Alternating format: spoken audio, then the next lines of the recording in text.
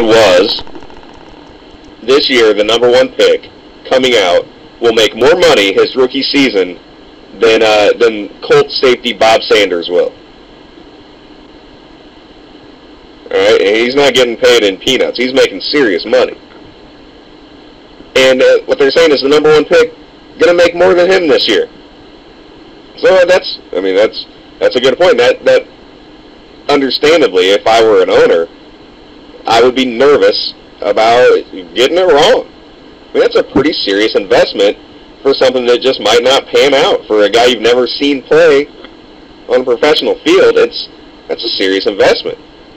You got to cough up a lot of money to the number 1 picks these days. So most teams try to trade down. They try to get a couple picks later on in the draft in exchange for their number 1. And I get that, but you know, the thing you have to look at, and they even pointed out, they went so far as to, you know, point out, the last, a few number 1 picks that compared over to the player that at their position that had been the most productive since that year. Like they had Reggie Bush and Joseph Adai. You know, their numbers were quite different over their career. Adai obviously getting the better. I mean, Joseph Adai had as many rush yards in his first season as Reggie Bush has for his career so far. Not even close. And touchdowns are not even close. They had a few other guys, but they didn't have Mario Williams. Hey, listen, we all thought the Texans did the wrong thing when they drafted Mario Williams over Reggie Bush. All right, but he's coming around. He's a pretty good player. So it seems like they made the right pick. I think so. I don't think Reggie Bush would have been a bad pick that year. Or even Vince Young. I don't think Vince Young would have been a bad pick. But I sure don't think Mario Williams was the wrong choice. So it works out sometimes. I think this year there's enough quality guys up at the top that you can go ahead and hold on to that pick. If I'm Miami, I'm going to keep that pick. And it's not in the pink cup, dude. It's clear. It's a clear cup, and it's gone now. The Frappuccino's gone. Leave it alone. It's a dead issue. It is totally a dead issue. But let's get back to it. There's enough quality players at the top of this draft where it's a pretty safe bet where you can hold on to your pick. You're the Dolphins. You know, hold on to your pick. Pick a big name guy. I like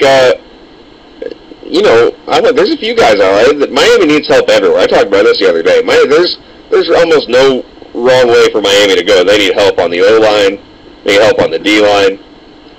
All right, they need a quarterback, even though they're saying apparently they're going to roll with this John Beck. They're saying, what can we get from Matt Ryan we don't already have with John Beck? Which, I mean, that's fair enough. I wouldn't put Matt Ryan ahead of John Beck. I've never seen Matt Ryan play a game of NFL football, either of you.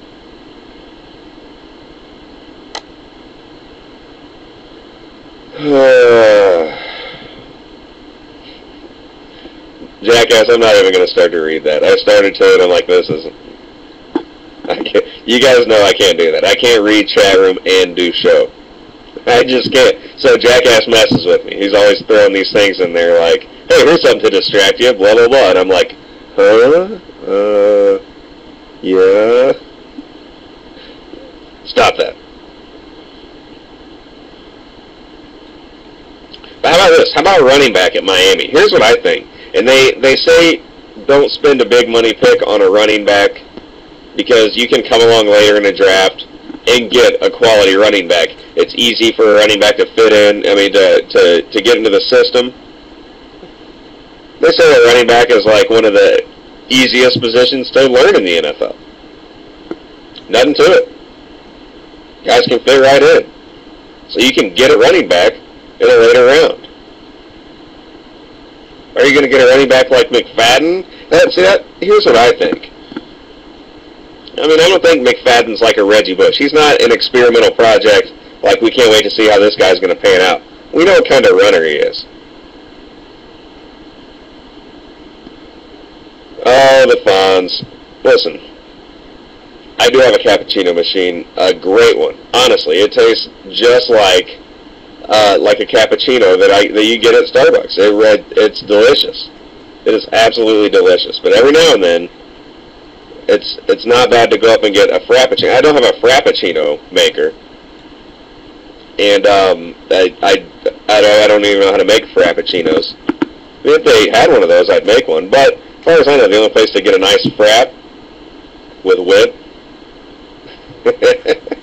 a grande frap with whip, you got to go up to the Bucks, man. You got to hit the Bucks. I can't.